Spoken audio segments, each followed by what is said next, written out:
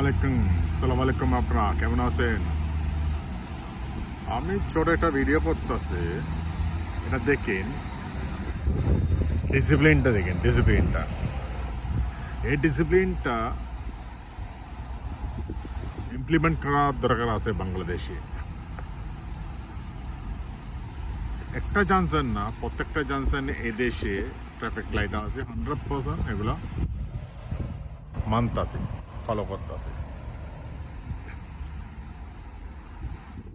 তো আমি জানা মতে গুলশানে এক নম্বরে একটা মোড়ে একটা ট্রাফিক লাইট সিস্টেম আছে, যেটা কেউ পাত্তাই দিচ্ছে না।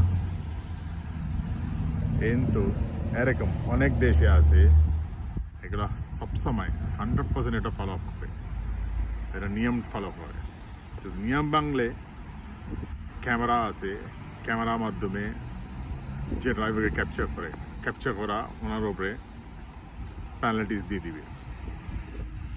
তো তা বলতে আছে, তো খুব দরকার আছে বাংলাদেশে ইমপ্লিমেন্ট করা, এটা ভেরি পজিটিভ ডিসিপ্লিন।